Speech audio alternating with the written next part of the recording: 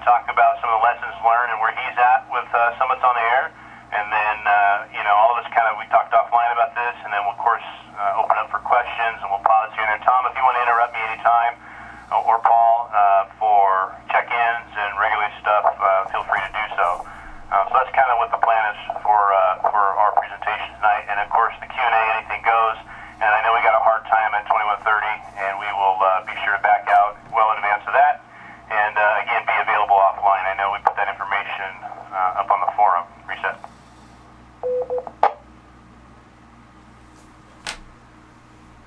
So, guys, KG6HQD. I'm going to start off with what is SOTA. What is SOTA? Summits on the Air. Summits on the Air started in England. It's basically an international mountain climbing scheme, if you will, where there's points assigned. It's much like POTA, so if people are familiar with POTA and SOTA, maybe this kind of rings a bell. I know there's some people listening that are active Summits on the Air participants in one shape or form or another. But it is, for me, one of the best forms of ham radio for many reasons, and I'm going to share why I feel it's so valuable to me. And a lot of it is because it gets you out there with some good exercise, hiking, or you can chase, so there's something for everybody. And it keeps you proficient with your radios. It's portable operation, and you guys are making announcements about field day. Well, it's field day every day when you're doing Summits on the Air, so that's a big reason why I really enjoy it. And you would be amazed at the contacts you're able to make with little power, VHF only if you need to, on top of any of these peaks.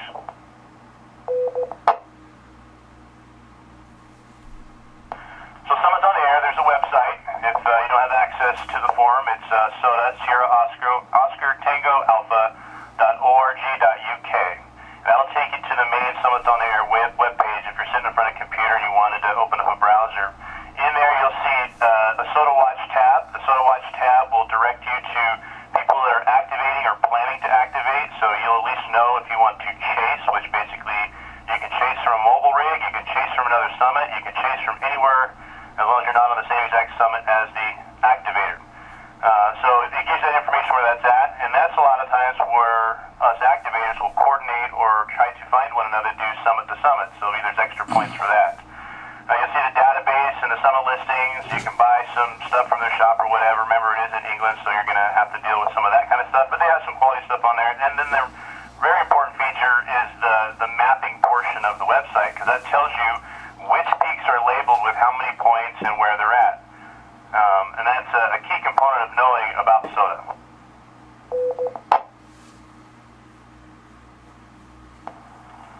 So one of the aspects with doing Summits on the Air, planning it, is, where can I go? Well, answer is almost anywhere. Any prominent peak usually has a point value assigned from 1 to 10 points.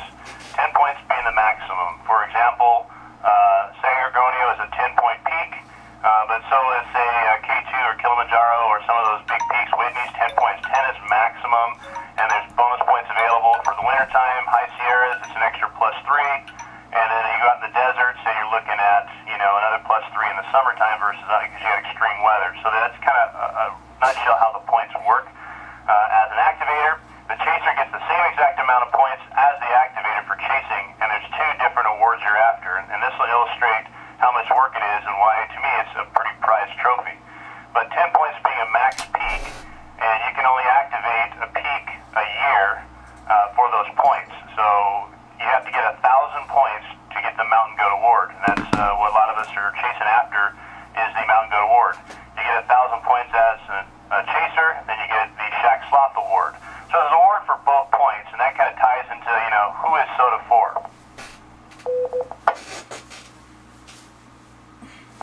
SOTA's for everybody. Some people have disabilities, some people have health concerns, they're at risk, some people have age concerns, safety concerns. There are literally drive-up peaks, and then there's some serious, like Sangargonio is a pretty good one, and Mount Whitney, where you really got to kind of be on your game, especially in the winter times when you're traversing mountains, and if you're doing cross-country stuff at all. Sometimes you don't have trails up to some of the summit peaks. You need to be proficient in reading GPS coordinates and knowing where you're at and understanding how that all comes together. And that's where a lot of the videos on my channel and Kevin's channel, we touched on a lot of those. I think Josh is doing a lot of those. He's kind of migrating that way with his YouTube channel as well. But you know, it opens up a whole lot of different aspects of being outdoors and using all of your toys. I mean, I think ham radio operators are gadget guys in general. I think that speaks to who we are. The unique thing with SOTA, though, is, you know, don't answer the question, anybody, but admit it, most hams are not notoriously known for being, you know, super in-shape kind of people, to put it gently. You know, it is what it is if you look at the overall ham radio community, but that doesn't mean there isn't a peak out there that you cannot tackle and do. One of the requirements for activating a peak is that you have to get to the peak on your own power. So even if you can drive up to, say, Pikes Peak, and you're literally within the activation zone, you cannot activate from your vehicle, unlike POTA. You actually have to take your gear and walk away from the car and be totally on battery power, not on a repeater, but after that, pretty much any mode goes. VHF, UHF, HF, doesn't matter. Digital modes, doesn't matter, just cannot connect through a repeater. Make a minimum of 4 contacts. I like to make a couple more because I've transposed a call sign or 2 and I've had a bogus call sign or 2 given to me. So I give myself a cushion. I shoot for 5 or 6 at a minimum, especially if the weather's bad. Sometimes we'll just stick and move.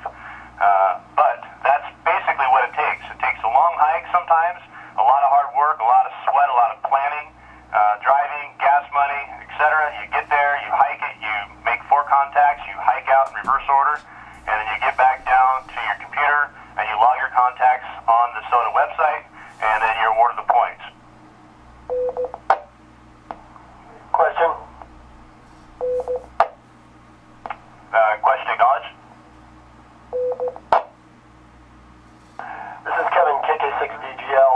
Are you allowed to use different modes on the same peak with the same people to gain more points, or is it just same one person, one mode? How does that work? In order to get the points, you need 4 contacts. So you can do it in any mode, but they got to be 4 unique contacts, 4 different call signs. You can do different modes and, you know, same call sign, but you have to have 4 unique call signs at a minimum. So the advantage of maybe doing CW or digital would be that maybe you can reach some people that you couldn't do by voice. Correct.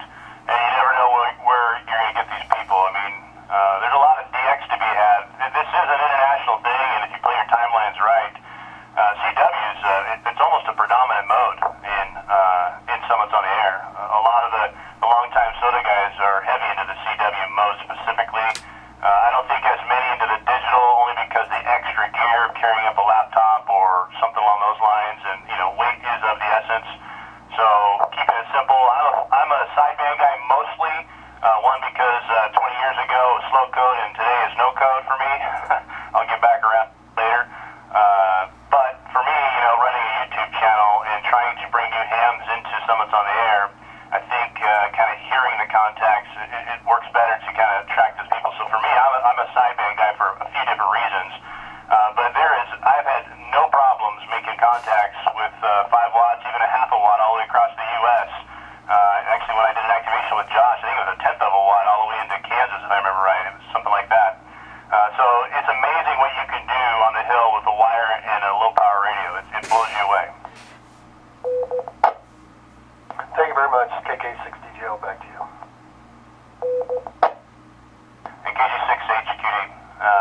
So with that, I just want to get through a couple more of these parts here, and then you know, see if there's any questions with that. Then I'll move on to Kevin. But so you know, you got to look at the mapping software, see where the peaks are. I think Kevin put on his forum post. He's the regional manager for, correct me if I'm wrong, Kevin, I think one of the Sierra regions.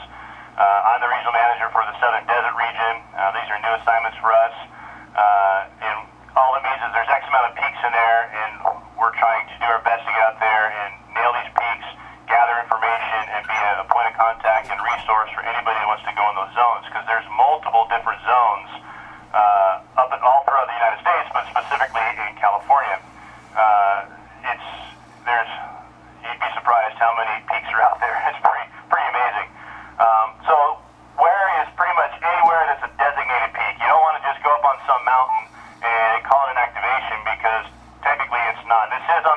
system. There have been a couple people that have been audited for doing some things. Their stuff was fishy, and they stripped their points from them. It's far and few between. Most hams are honest people, and it kind of works out. But to give you an example, in the Whiskey 6 zone, which covers California, Kevin is listed, actually, Southern Sierra, I was right. He's got 650 summits within that region. I've got the Southern Desert for 528, and the one with the most summits, actually, is Kevin. He's got the most. And a lot of them are unactivated because they're very remote areas.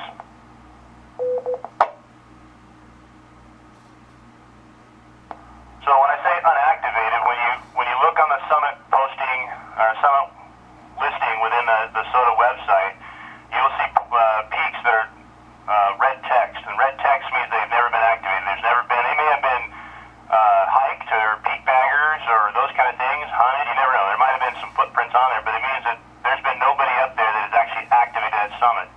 So one of the challenges, that's a virgin peak, and if you go up there and you activate it first, you basically stamp your call sign on that peak as the first time activated, and that stays on there from there forward. And there's a chance also when you go into these, every one of these summits has information within that thing if people leave links or comments or whatever. So you can go back, and that's how my channel actually started, was I started doing video trail reports, and that's kind of what I try to do, is show a lot of the trail and what it's about. So if you planned on it, you know you wouldn't have to bring a pushable because there's plenty of trees, or maybe there's no water. Some type of intelligence gathering is what I was trying to do with some of my videos. And so everybody does something a little bit different, where to park, how to access.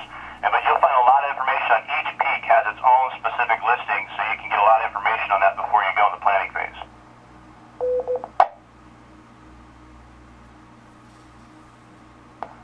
So back to it, you kind of know what SOTA's about. Like I said, as a chaser, you're the one sitting in your shack or wherever you're at, and you're just doing us activators a solid. So one of the things, I'll tell you right now, if you're not into hiking, you have a limitation, you just don't want to, you don't like dirt, that's my wife, whatever, we need chasers as much as we need activators, and we have a very, very good community here in Southern California, and I know there's a lot of VHF people out here in our community in Southern California specifically. I know we're linked up probably globally right now on this machine, but you know, in Southern California you can activate almost all the peaks in the Rancho Cucamonga area, most of them out in all the Angeles National Forests with just a simple rubber duck and an HT. It's better if you have a roll-up J-pole style or something else. I'll kind of defer some of that over to Kevin and Josh later. They can share with those type of different things too, but you can do this as a tech for sure, and anybody can do this, so keep that in mind. And if you can't activate, think about chasing, because it helps us out. We need those contacts. Talked about where to do it, talked about when. You can do it all year long, and about the bonus points. And now for me, about why. I mentioned when I first started this, it's a lot about being proficient with your gear. For people that are listening all across the U.S., I'll say this: how many of you program your own radios without a computer, on the fly, can do it fluidly, know how to use your APRS functions in your machines? I'm big into APRS when I'm up there because I text my wife, and I also do alerts via APRS, so I can send a message from my radio to the SOTA database, the SOTA Watch site, alert people, and it's like, it's amazing how many people come back to you and they expect you, and you kind of start seeing some familiar call signs, and it's extremely helpful if you can spot yourself. Kevin has some other gear. I'll let him talk about his Garmin InReach stuff that he uses and how he uses it. There's a lot of different ways to do stuff, and again, you know, I challenge everybody out here that, you know, if you're the guy that always needs to go to your club to have them program your radio, this is one way to get out there and try and be proficient. You know, if you go into new areas, you might need to plug in a machine. It's okay if you're on top of a summit, and I do this often, and I do just VHF. I'll get down on a local machine, I'll key up, I'll announce who I am, what I'm doing, ask people to go to Simplex, make the contact, and that's good. The contacts on Simplex are good, not on the machine. I think why is, you know, one, proficiency with the radio, but a lot of hams also are into their certs and all the search and rescue stuff. Kevin can talk about some of that stuff too. Josh can talk about it with the stuff that he does. But, you know, all your emergency preparedness stuff, obviously we live in Southern California, or some in the Philippines chime in there. I mean, I think they have tsunamis and stuff. There's a lot of reasons that we need to know how to use our radios and be fluid with it.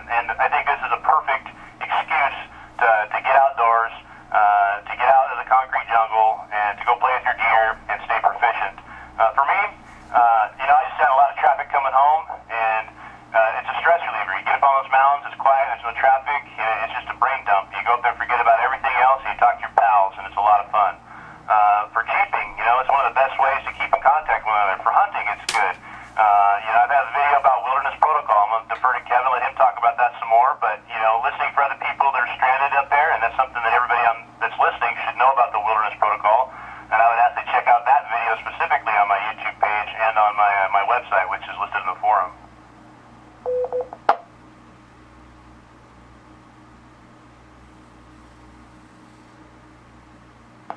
So with that, I'll take a couple of quick questions, and then I want to pass it over to Kevin. If somebody has a question they'd like to ask now about anything that I covered, feel free. This is a KG6HQD listening for a couple questions.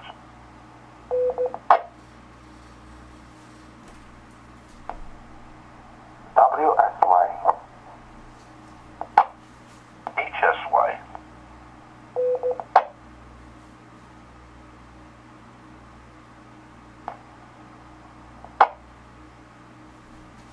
I think I heard Whiskey Sierra Yankee WSY first, and then I heard a Hotel Sierra Yankee, I think it was. So WSY, go ahead first.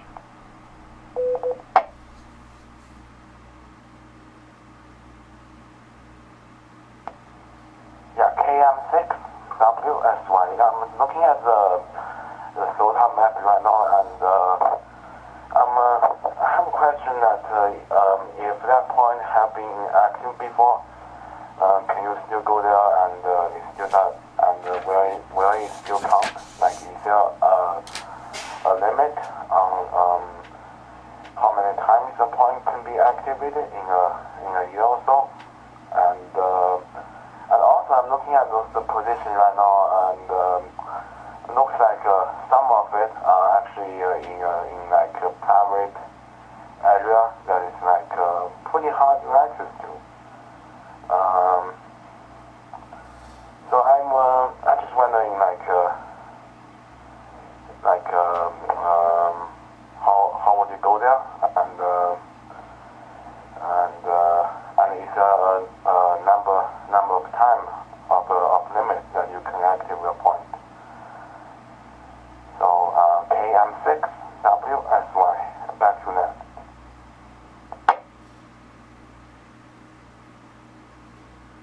Yeah, those are actually very good questions, and they're simple to answer. SOTA is very strict. The guidelines are very strict. All the rules, by the way, everything you'd ever want to know about the rules are on that SOTA website. But I will tell you this. If it's on private property, you're going to need to get permission. I did Toro Peak. That is on Indian land. I went and sought out permission from the tribal leaders, and I was able to get written permission so that if I was on there and I got stopped, I was able to produce that. So if you go on private property, do your research. Whether you got to go to the county that you're doing your activations in and find out who owns what parcel of land you want to access, and seek out written permission. By no means are you allowed to trespass and do those kind of things. And when you got to know about national forest land, of course. You got to know about BLM land. You got to know about county land. You got to know about private inholdings on national forest land. That's the very cool thing about Summits on the Air. It exposes you to a lot of things you may not know. As a longtime hunter, I know about a lot of these things, and it's been tremendous help. So you definitely need to legally access any summit that you're going to activate. So that's the first part of that. The second part of your question, reset. The second part of your question was how many times can a peak be activated? As many times as people can crawl up there. Even if you and I activated a peak together on the same day, we both get credit for it. It doesn't matter. There's no limit to how many times it can be activated. The only limitation on that is how many times you will get points for activating it yourself within a calendar year. You can only activate a summit once per calendar year. If you go up twice, the chasers can get the points every other day. Every 24 hours they can get new points as a chaser. But only the activator gets it once per calendar year. So you couldn't park it on Whitney for 3 days straight and get 30 points out of a 10-point peak. It's a one and done for the year. So that's the only limitation on number of activations. I hope that helps you.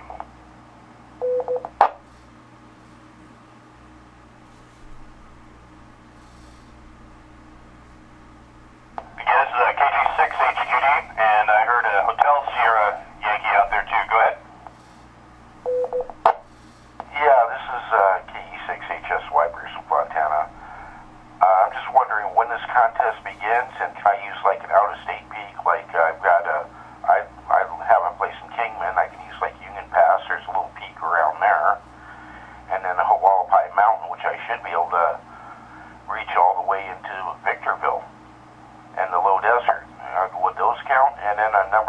is on the disc golf course. I actually hit the brass marker at the summit of Table Mountain. Would that one count? KI6HQD. Okay, so I can specifically tell you about Table Mountain without having to look it up because I've activated that. Yes, Table Mountain is a designated peak on the SOTA website. So you talk about out-of-state peaks. I activate out-of-state. I know Kevin posted up one of our videos. We went up to Seattle. We did Mount Rainier National Park, which even when you do that, it's a twofer. You got parks on the air, and you got SOTA if you're on the peak. So we could have doubled down on the points if we wanted. So yes, it's all over the world. You can travel. If you get a third-party agreement, you're going into England or Ireland, you can activate over there. There is a gentleman, Scott, W9STI. He lives in our area here in Southern California. He travels all the time. In fact, I think he just got back from Ireland not too long ago, and he activated peaks there. So as long as you're, again, in a legal place you're allowed to be, and a peak is designated on the SOTA website, you activate it, it counts. I wasn't quite sure what you meant by reaching this peak or reaching that peak, unless you meant actually driving there and hiking it yourself. If you could just clarify that part, go ahead. Well, Hualapai Peak is out of Kingman, south of Kingman, and it's about an 8,500-foot peak, and you can hike that one. You can drive up most of the way to the park and then hike. There's a couple trails taking you to the summit. And then there's another summit to the north of it, which is about a little under 8,000, maybe make it a two-pointer, a two-banger. And then there's also another one I can almost drive to, but I have to hike up a few hundred feet. That's heading towards Laughlin, the last pass, Union Pass, and there's a couple of peaks in there. I was wondering if I could use those. KI6HQD.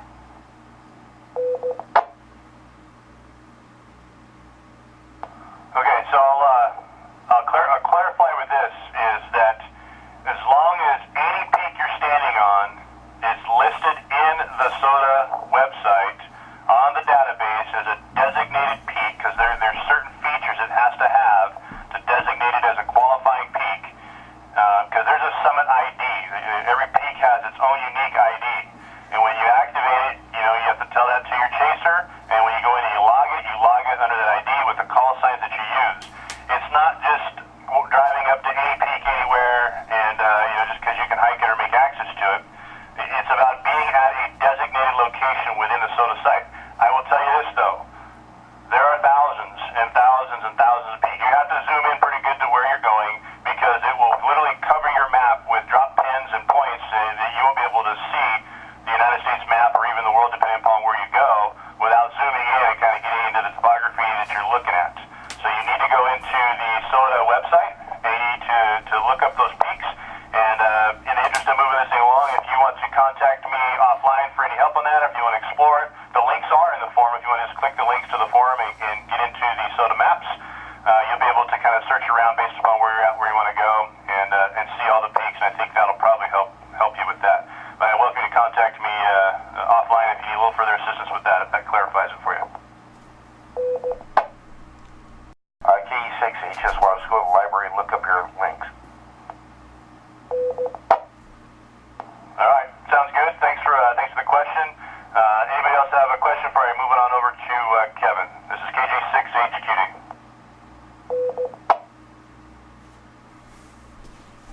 Victor Romeo Lima.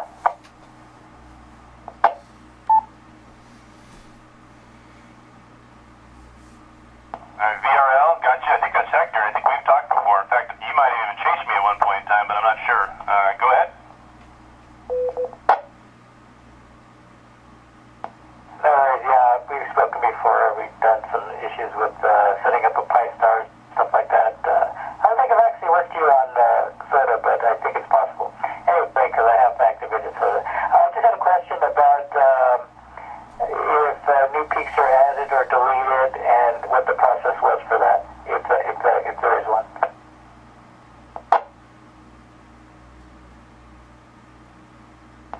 There is a process for that. It's spelled out very methodically in the literature on the SOTA website. That is a task. For example, I found a peak here recently that they built a whole bunch of homes on. There's no way to really be on the peak and work it because it was now all fenced in and it just wasn't reasonable. So you notify the manager for that association. I'll have the Southern Desert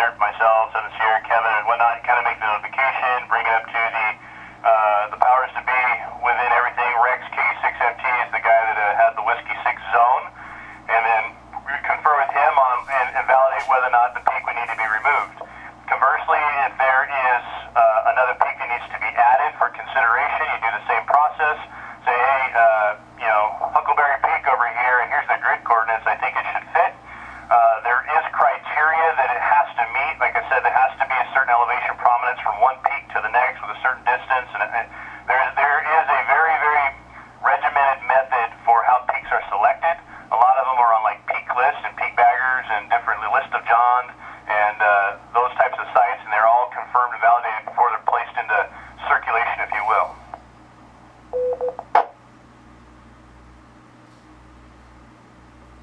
All right, very good. Thanks for the answering the question. KG6HQD.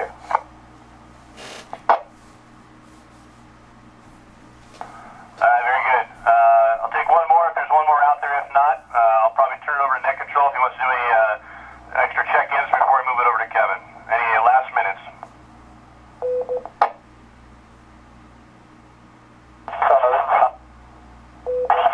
We'll wait until we're done with the topic tonight, and then we'll open it up for late or missed check-ins. If anybody asks a question that we haven't checked in, we'll try and get them checked in right then. So be sure you give us your call time when you ask a question. Tom, KI6HQD, turn it back to you, Jerry. All right, Tom. Sounds good. Appreciate that clarification for me. Again, it's KG6HQD. If anybody's got one more question for me, and then I'll turn over to Kevin so we can make sure we spread the wealth on the timelines. It's KG6HQD for one more question.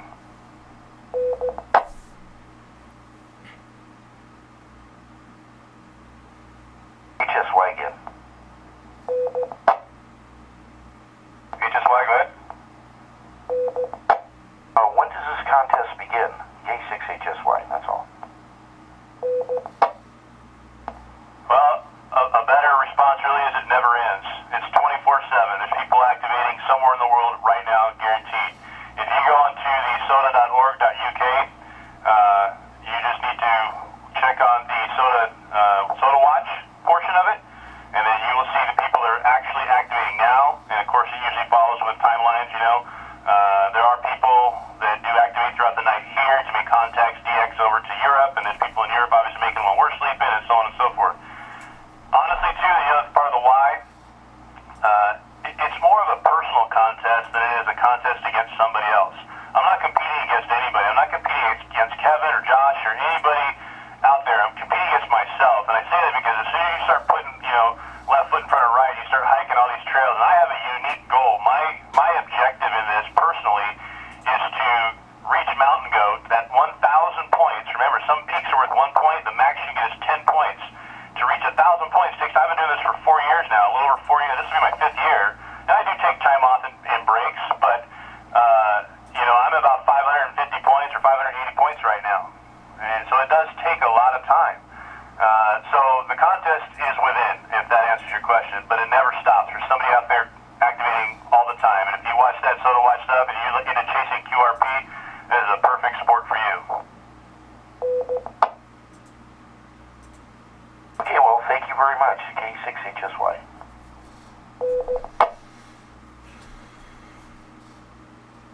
All right, with that, we all talked about trying to keep it 20, 30 minutes max.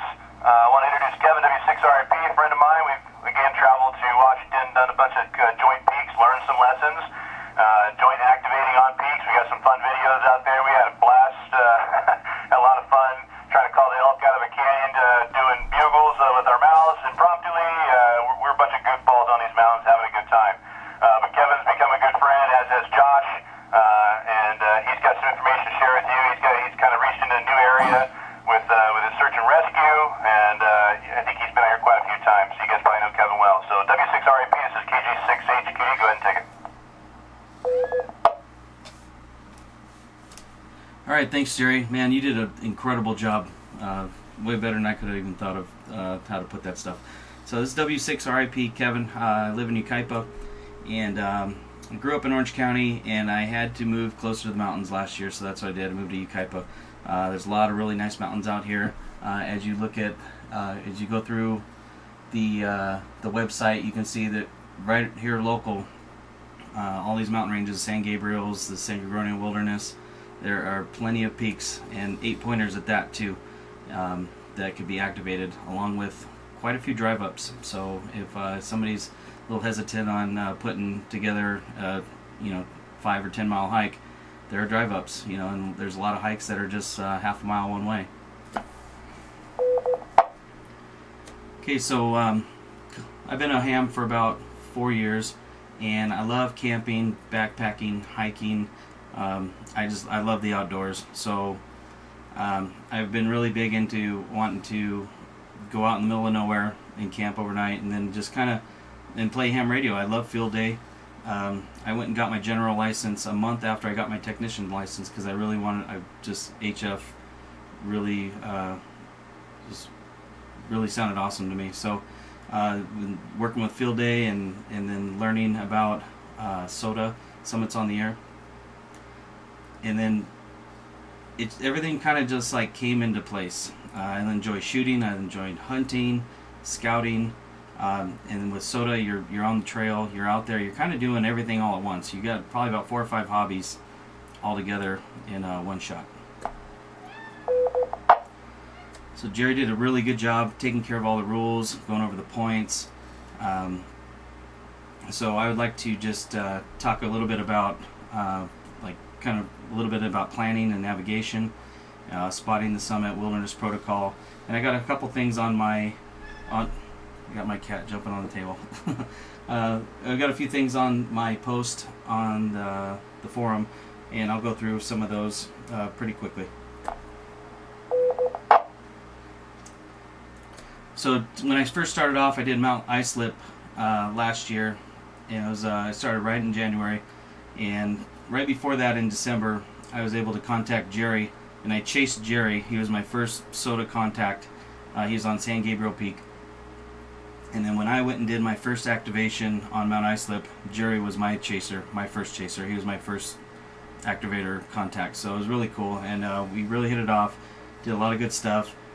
Hit some peaks together, and did a lot of tag teaming with our KX2s, and really figured out a way to have 2 people work the same summit all in one shot.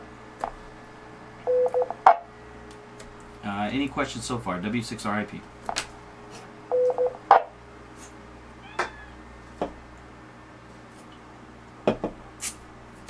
Okay, so when I first started, I was really nervous and kind of how to do it, what's the right way to do, what's the right app to have.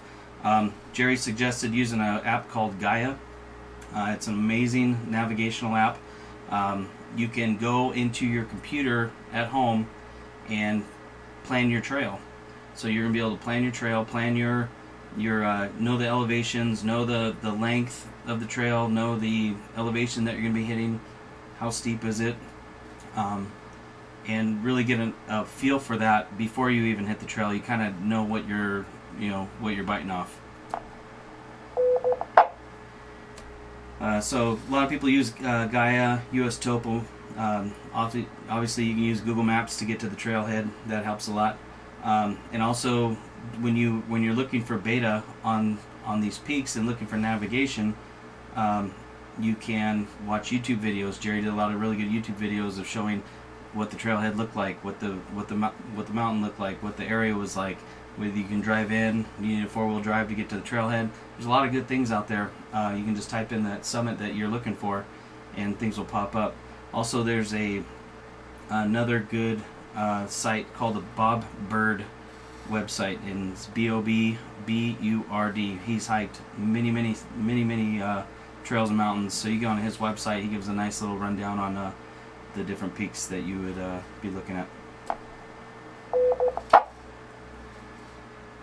Okay, so and another thing with navigation, when you are going out on the trail and you're using your cell phone for GPS, which the new cell phones now, they do an awesome job. They do better than any kind of Garmin GPS that, those handheld ones. I bought one of those, and all it does is collect dust now, and paid about $250-300 for it. But new phones now are amazing. There's been many times where I was able to just look at my phone and know whether I was on trail or off trail very quickly, and be able to get reacquainted with that. So when you're going to be using your phone, though, have an extra battery bank. You got to plan ahead. A lot of the new phones now have really solid batteries, but have a battery bank. Having a solar one so you can keep it topped off your backpack also works really well. So when you're planning your peak, obviously go to the SOTA website, look at all the peaks in your area. It'll tell you all the ones that are close, far. Like Jerry said, when you click on it, if you don't narrow it down, it is everything. The whole country looks like one big tick mark. Okay, so another good website to, once you kind of find out the peak you want, you can look at the Peak Bagger app on your phone. There's been many people that's an amazing thing about hikers and using Peak Bagger is they go and put their beta into that app. They tell you what the trail conditions are, they tell you what to expect, what to look for. You know, there's a lot of times stay on this side of the trail, make sure you keep right or left. You know, there's a lot of things going on where people can easily get lost, and you'll pick up a lot of tips by doing that. And also Facebook hiker groups. When you're looking for peaks, you can go to Facebook hiker groups like Mount Whitney has hiker group, the Southern California hiker group, just to mention a few.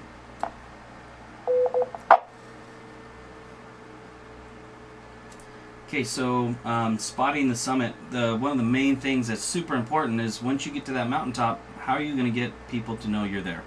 Okay, chances are you're going to be QRP, you're going to put out 10 or 12 watts, and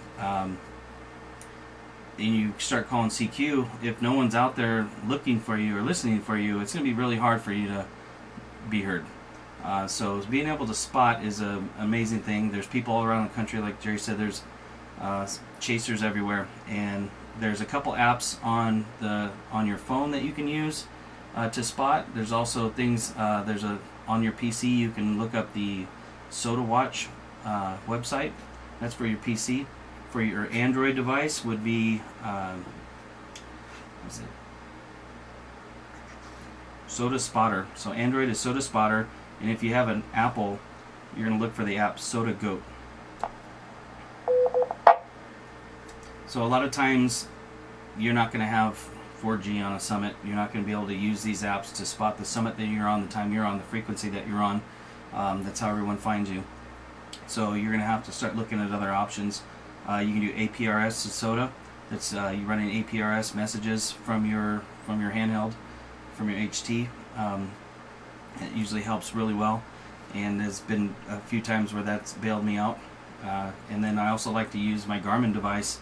I have a Garmin InReach Mini that I'm able to link up, and it's basically with the Garmin you're using SMS to SOTA, so it's like text message to SOTA. So when you send out a message on your Garmin, it sends out a message to the SOTA watch, and it's kind of SMS. It's with using a cell phone number, so you can get all that set up. There's information on the SOTA website on how to get that set up. And for both of those, for APRS to SOTA and SMS to SOTA, so you can use your Garmin, you're going to have to email a certain person and get your call sign registered for that to work. Okay, W6RIP, any questions so far?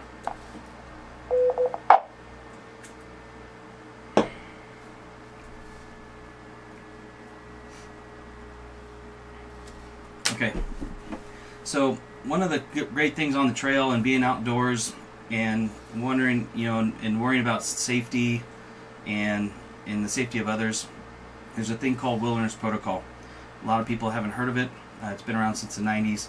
Wilderness Protocol, I just want to keep it super simple for everyone because it can kind of get deep, kind of too much. Anyway, simplified is basically starting at 7 a.m. on 146520, the calling frequency. You can use all calling frequencies, but I prefer to just say 146520 because everyone likes to use 2 meters. So starting at 7 a.m. for 5 minutes, you listen for calls. You can put a call out there saying that you're listening for any Wilderness Protocol traffic, you're listening for somebody calling for help, somebody in need, somebody in distress, and you just listen for 5 minutes. And that could make the difference of getting somebody off that trail that's in a stuck spot. A lot of people, now that I'm in search and rescue, I'm hearing a ton of of calls of hikers that are just start bushwhacking. They get off trail and they start bushwhacking. They get to a spot, and now you know they're on a cliff. They can't go up or down, and that's probably a pretty crappy spot to be in. So, along with Wilderness Protocol is when you're calling out for help and you get into a position that you're needing to call for help, you obviously have your HT battery that's not going to last forever. So that's why you do it for 5 minutes every 3 hours, starting at 7 a.m., then 10 a.m., 1 p.m., 4 p.m., and so on. So you'll call out for 5 minutes, and then that'll be it. You turn your radio off, save your battery, and wait for another 3 hours for others to be listening. You know, and this is something that's really important when going into search and rescue. I hear about the stories, and there are many times where a ham radio, even a simple, Chinese Baofeng, could get somebody off the trail in 5 hours versus 5 days. I'm pretty passionate about this. I want people to know it. I want hikers to know it. I want them to understand the reasons behind it and how it could really save their butt. So please, in your ham radio groups, whatever you got going on, please share that message of Wilderness Protocol, and I think it'll save a lot of people and a lot of time. Okay, any questions so far?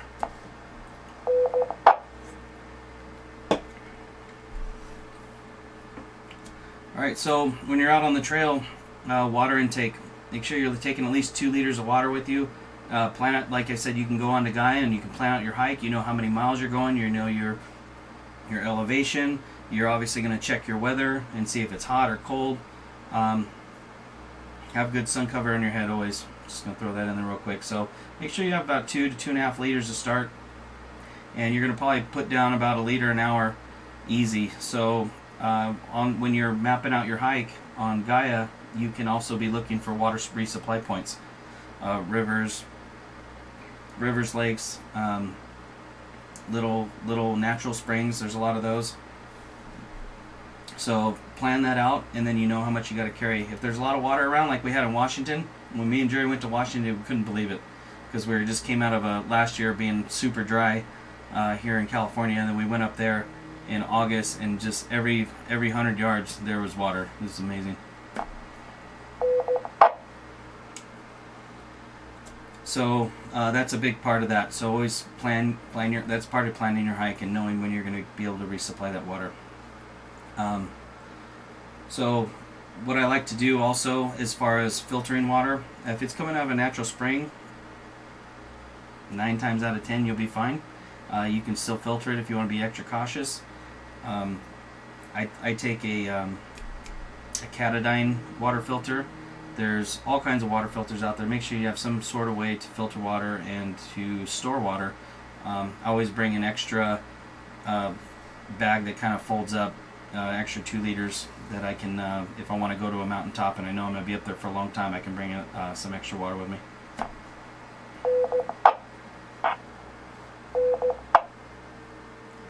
Okay, so moving on from that, calorie intake. I usually bring a lot of snacks with me. Sometimes I like to go up there and eat a meal. Not all the time. Usually the meal weigh you down. So depending on if you're going to go for just a day hike, a few hours, or if you want to stay overnight, plan your meals. But you're probably going to want to take in a good 3,000 calories for that hike. Maybe an extra 1,000 calories than you do in a normal day. But bring, it's good to bring snacks. It's good to stay hydrated and have the calories coming in. If you ever feel like you're getting dizzy, obviously sit down and drink and eat something and gather your bearings. You don't want to trip and cause any injuries. Any questions? W6RIP.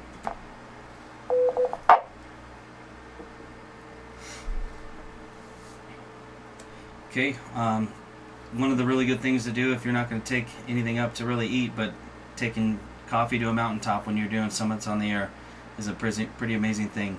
So keeping a little cook kit with you. You can take an alcohol stove or a little propane stove. There's some really ultralight ones, but heating up some water and having some freeze-dried coffee or a little packet of single serve coffee makes a huge difference, and it's a big morale booster after a long hike. So moving on, hiking with your dog. Jerry is a master at this, but obviously if you're going to hike with your dog, understand your dog, have your dog understand you. Obedience is a big deal. A lot of people can keep their dog on a leash unless you super trust it, and always be aware of ticks, snakes, the weather, the heat, and your dog's paws. So if you're going up a super steep and coming down super steep, some of these hikes on the trails will be great for dogs, but if you're going to be bushwhacking and doing any serious climbing, you might want to leave your pup at home on that one. Okay, so packs, backpacks that you might want to take. I personally like the Osprey packs. They fit good, they sit well. You got to go into an REI and try them on, see what works for you. For a day pack is about 25 liters, usually pretty sufficient. It'll be really ultralight.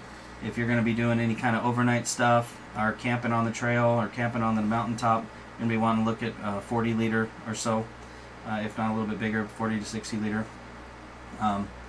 Osprey is a good pack. It's not on the lightest, but they do fit well. They are made out of really good material. They do not have any sharp edges. So putting it in your $700 tent, you're not going to have to worry about it like on the Z-Packs. So Z-Packs is a very popular pack. It's made out of Cuban fiber, and a lot of ultra, like the thru hikers that hike the PCT, they like riding Z-Packs, and it's very light. I have a 40 liter pack that weighs 20 ounces, so that is extremely light for a pack. But let me reset. But I used that pack to go up to San Gorgonio, and I spent the night on the Mount San Gorgonio, and they have some really cool little campsites up there that with block walls, stone walls built around, so you can kind of get yourself out of those 50-mile-an-hour winds. But one thing I noticed when I was in my tent up there on the mountain is the frame on the Z-Packs is not cloth or anything around it, and it has some sharp corners, and I got kind of worried because I was in a $600 tent that I was afraid that sleeping with this thing inside is going to take a little hole in it, or tear a little hole in it. So feel your edges and know what you got going on.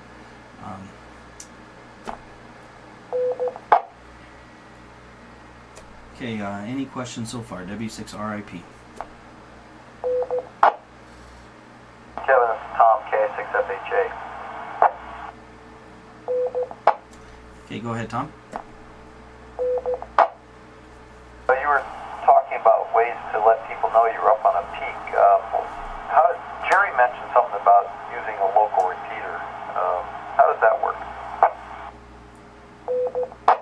Oh yeah, there's plenty of times that you can just go over a local machine, whether it be Keller Peak or any of those Santiago Peak machines. For us, the Papa system, and just say, hey, announce that you're on the peak.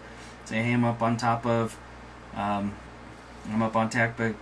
Peak. Anybody want to come over and get some contacts? I'll be on 146520, and then you go back over there, and people that are down, maybe mobile, that heard you, or in their ham shack, they'll go over to 146520 and make that contact. If they just happen to be driving along and hear you and make the contact, they have no idea what SOTA is. Does that have any impact on your point? No, not at all. If you make an announcement and they come over there and make that simplex contact, that's a contact for you. They do not have to log it as a chaser. You just log it as a activator contact, and you're good to go. And a lot of times they will ask you, and you can explain it to them.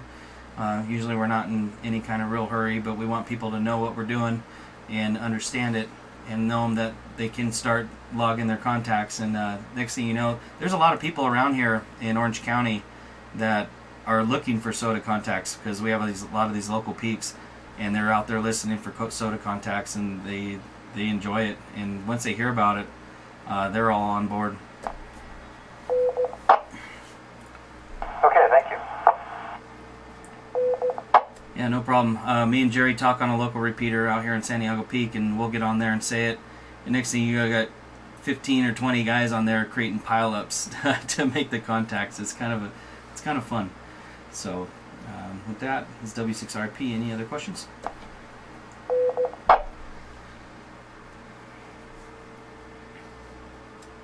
Okay, so portable radio gear. I personally started out with an 891. I learned some lessons real hard, really fast. When I was planning this out and watching the videos, I wanted to take an 891 Yaesu FT891 and go up on a mountaintop and run 100 watts. Well, running 100 watts on a mountaintop after a long hike, that thing is like a brick, and your battery is like a brick. So you got to really think about the weight that you want to carry up a mountaintop. If you're doing a drive up and you're going to hike up 100 yards, awesome. It's perfect for that. But if you're going to be hiking 3 to 5 miles just to get to the top, you want to think something a little bit different and go QRP. So after that first summits on the air, I actually have a video on my YouTube page too of that, and it was it's funny how far you come along from your first video. Let me reset. So I went up to Mount Islip, did a really good activation, and quickly learned that I need something lighter. So I went with the KX2. Went with the KX2, got a smaller battery. I went from a 20 amp hour battery down to a 3 amp hour battery. The 3 amp hour battery, I think, weighs 8 ounces, something like that. It's 8 or 10 ounces. It's very light. I got it from BioEno. They do really well with the lithium iron phosphate batteries. Very reliable. So I went with that, and I keep everything in it's a little lunchbox. I got my KX2, my battery, my antenna, which we'll get into in a minute. I got everything in this little lunchbox container, and the complete weighs 4 pounds. So I like to say with my HF setup and my HT, which weighs about a pound, it's about 5 pounds of radio gear that I'm taking up to a mountaintop every time I go. So with antennas, Jerry had a very unique way of building antennas when he first, maybe not when he first started, but coming along. He built a inverted V with speaker wire antenna. There's a video on that. It does an incredible job all around the country. So with that, his is made out of, I think, like 22 gauge speaker wire. I made one out of 16 gauge speaker wire. You just got to get a tuner and play antenna maker. And it's a lot of fun when you get up there on a mountaintop and you're making those contacts around the country with the antenna you made. It's a little bit sweeter. So there's SOTA Beams makes good antennas, portable antennas. I don't have all the names off the top of my head, but you can look up portable antennas and they'll pop up.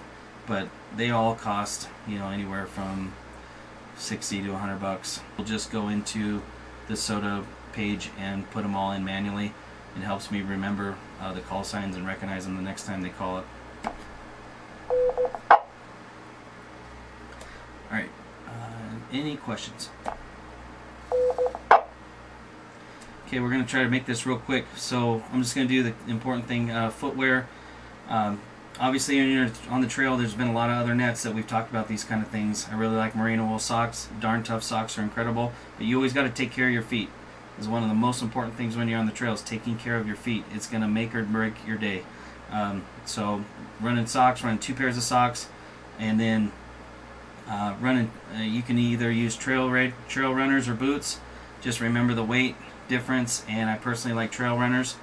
And then gaiters. Gaiters are really neat to have. That keeps you from having to pull rocks out of your shoes every so often. It's really nice to have gaiters.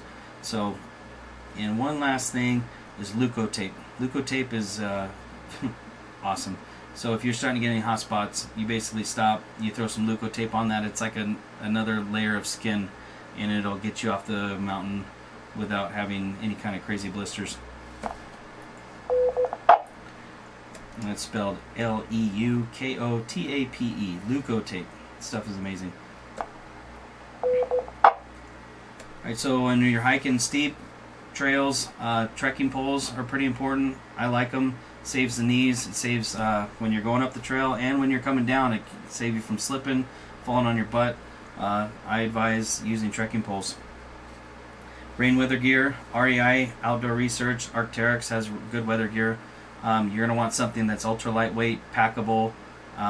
REI probably has the most cost-efficient rain gear out there. You can use Gore-Tex or Pertex. There are a couple materials out there. They're very lightweight. I personally have Outdoor Research, and it's made out of Pertex, and my upper layer and my lower layer are 6 ounces each.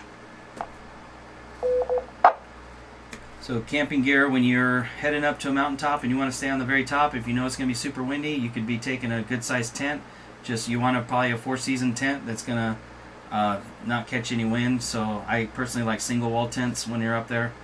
Something that's not going to catch wind underneath the rain fly. It's not going to kick a bunch of dirt up underneath it, because the mountaintops are really windy. But it's totally preference. You know, if you want to go down on the side of the mountain and you got a little ultralight one-man 3-season tent, no big deal. Do what you got to do. And bivvies are really nice. They're lightweight. They're small. So with bivvies, trying to cram all your gear in there, if a little storm cell comes through, it makes it a little bit hard. Sleeping bags, it's your thing. I like ultralight stuff. Quilts work really nice. Yeah, there's a whole other nets on that kind of stuff. So outdoor awareness of wild critters. So bears, cougars, they're out there. I personally haven't seen them yet, but they're out there. Just make lots of noise. Have a plan. Run some scenarios through your head. What would I do right now if I saw a bear? What would I do right now if I saw a cougar? How would I feel? How would I react? Run those scenarios through your head so you have a way to react when something like that happens. Don't be surprised. And flash floods. Always know when you're going in and getting out of a trail. San Gorgonio is, for one instance, going up Vivian Creek. It's a flood channel right in there. Mill Creek, the Mill Creek channel. And if you're going up there and you know it's going to be raining, be careful coming back, because that water might not be safe to cross when you're coming down. There was a situation recently where that happened.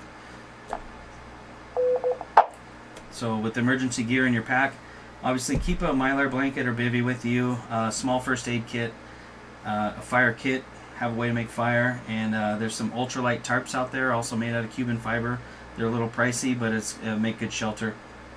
But ultimately, just take your emergency blanket, have a way to make your fire, practice making your fire, in your backyard or somewhere local in a campground or something, in adverse conditions and with not a lot of material. So practice those kind of things before you go out on the trail. Any questions?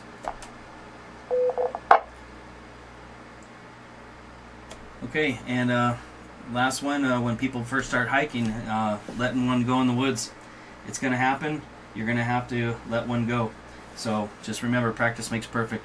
There's a lot of good videos out there on YouTube that'll teach you how to do it, or should give you some tips on how to do it. I personally do the arm stand, and it's been pretty easy. I prefer using a method where you're kind of balanced versus grabbing onto a tree and leaning back, because you don't want to slip.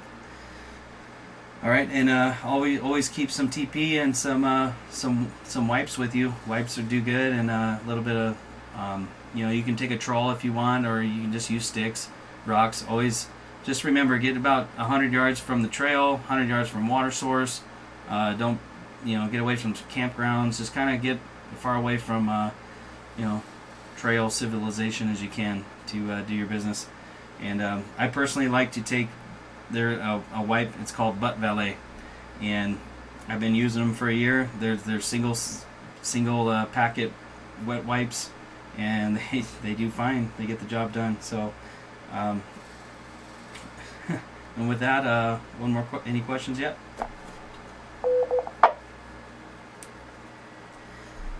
Okay, last but not least, knowing when to call it off, knowing when to call it quits. You know your limits, know your skill set.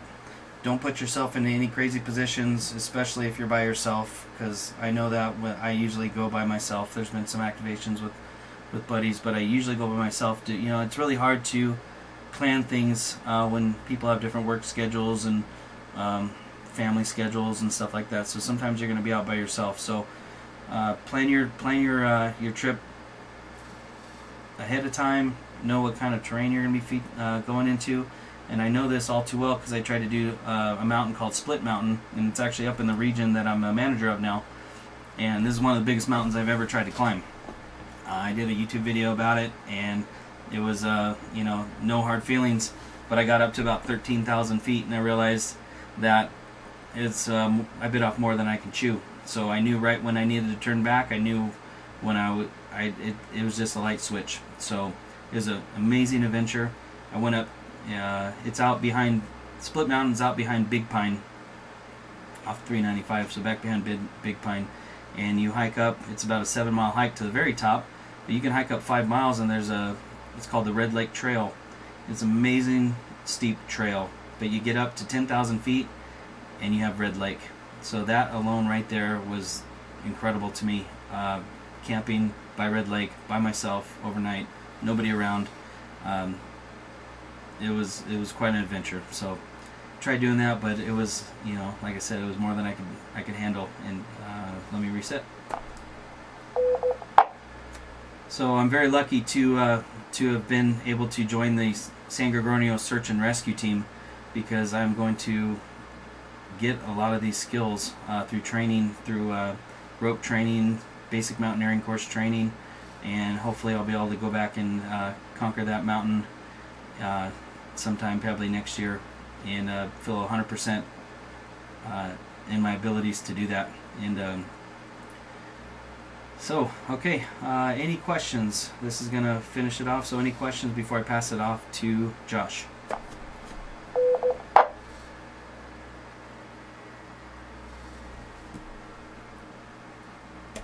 Okay, nothing heard, so Josh, take it away.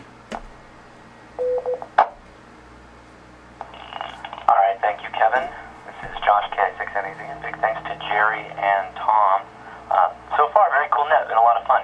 So my name is Josh, and I've been an amateur since 2007. I have lived in California all my life, and kind of what led me into amateur radio was the 1987 earthquake, and also subsequently being a Boy Scout. So I've always had a bit of the outdoors in me and emergency preparedness, and so that kind of led me to amateur radio.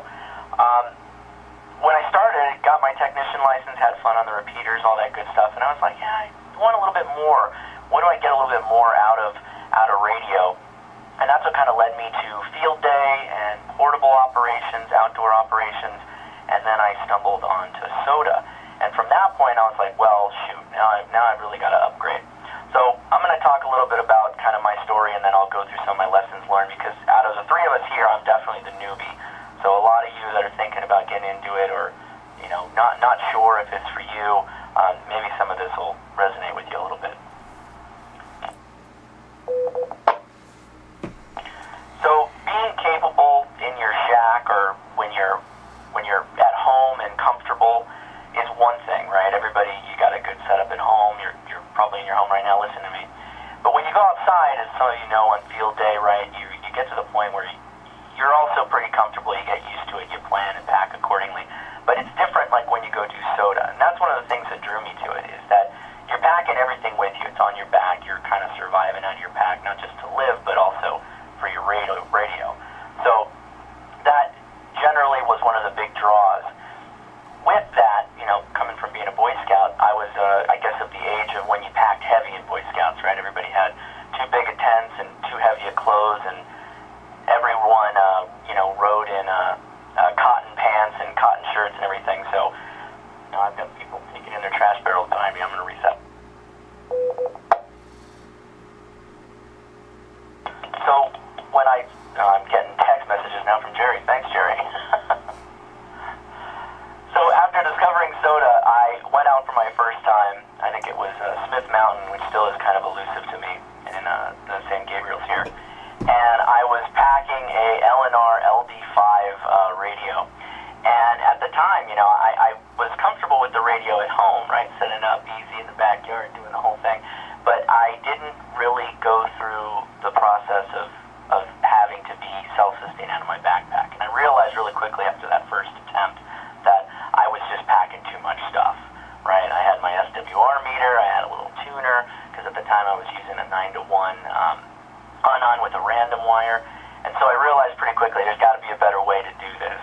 And so that led me to better antenna design, working on how the radio, just using the SWR meter on the radio, and getting to the point that I was more comfortable with it. So being prepared includes getting your station together, but also everything that goes along with that. And we're talking about HF here. I'm going to reset. Now Jerry and Kevin already mentioned it, but VHF, UHF is still a major player in SOTA, particularly here in Southern California. There's many people who just use VHF radios when they go get out there, and that's fine. And further, a lot of us are using APRS capable radios, and as Jerry already mentioned, we use that for spotting, which, you've got to be prepared.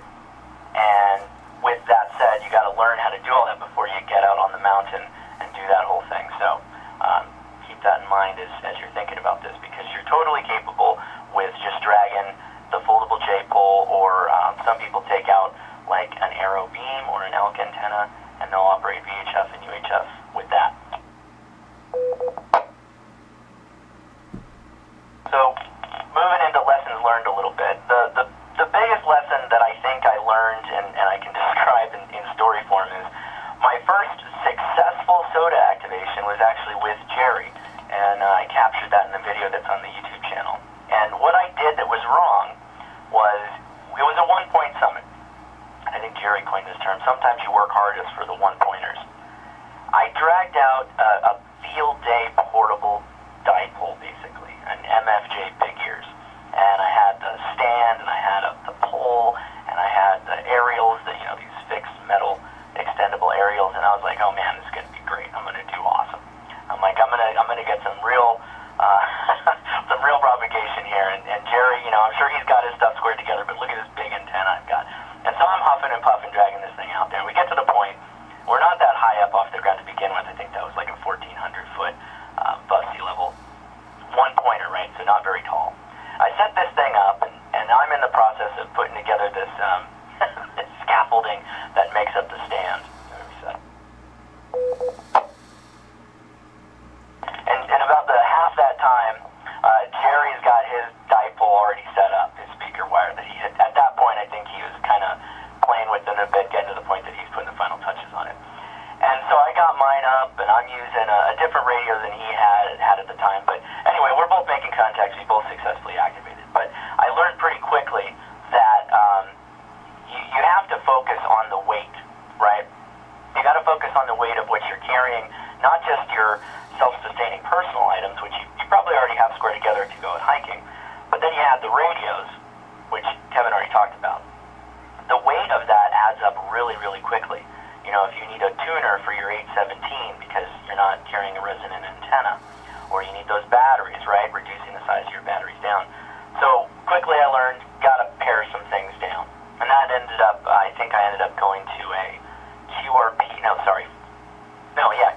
guys 3-band vertical radio, vertical antenna, which I think is 20, 30, and 40. And that thing generally works pretty well off of 4 radials and a carbon fiber fishing rod.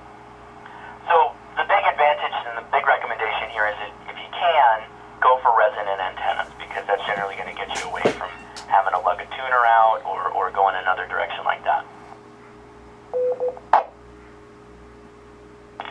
Now, the next big thing I learned was trekking poles. And I've always carried trekking poles when I go out hiking, but generally I end up feeling like I don't really need them.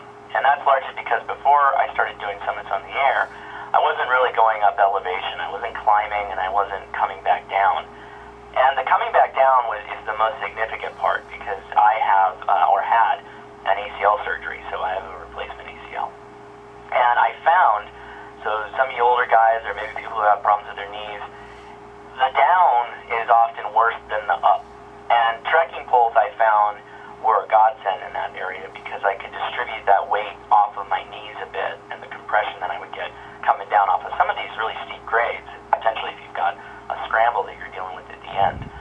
So I'm a big fan of trekking poles, and that goes with packing light as well. wear and tear on your knees. And speaking of that, I'll reset. I'm a big advocate on finding used hiking gear. In particular, my pack right now is a Hyperlight mountain gear pack. It's also made of Cuban fiber, a very lightweight pack. I got that off of eBay for, I think, 30% of the asking price, and I think it has some cosmetic damage. Nothing structural, just, like some staining or something like that, and I cleaned it off and it looks fine. So big fan of that because you can get used sleeping pads, tents. I don't know if you want to get a used sleeping bag, but that's an option.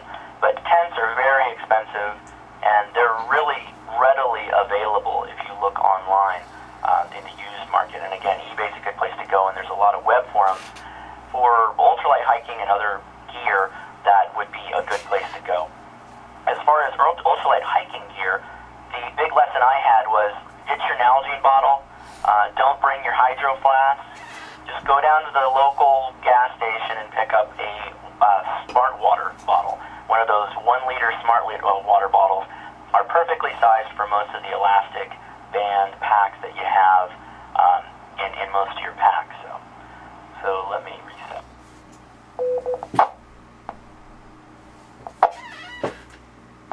So by and large, my journey into SOTA, started out from being kind of emergency minded, emergency prepared. But really quickly I learned, hey, there's a lot of applicable skills that you're going to learn in the way. And being able to be self-sufficient, maybe have a pack you set aside that has most of your gear set ready to go, is going to be advantageous not just for SOTA, but for just about anything that could happen in an emergency situation. If you were to pair that with a tablet and possibly a Raspberry Pi or a laptop, a tiny laptop, you could also really easily make that into a mobile digital HF platform, which in an emergency could be great for doing something like WinLink or whatnot, but that's definitely another net. But anyway, that's basically it for me, and just wanted to cover some of my lessons learned. I know we're aiming for time here, and I know we might have some questions at the end, so I'll turn it back over again. This is Josh, KI6NAZ. Thank you.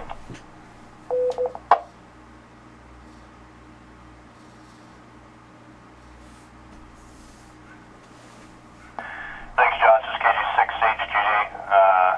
Kind of wraps it up for all three of us. And like Josh said, if there's any questions, you can let them go now, and we'll do our best in the few minutes that we have. And then if there's no questions, Tom, we'll turn it back over to you. So any questions for any three of us from anybody listening? This is KG6HQD.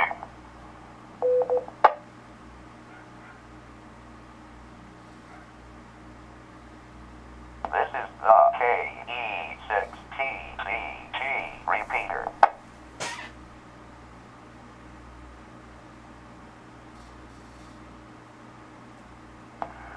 All right, well, hearing no questions, I know all three of us are pretty available online. If a question comes up later, you want to connect with one of us, you can just Google search me, specifically my Twitter handle, Instagram, and Gmail and YouTube are all my call sign, so it's pretty easy to find, and the other guys are as well, and everybody's kind of dropped some links into the forum.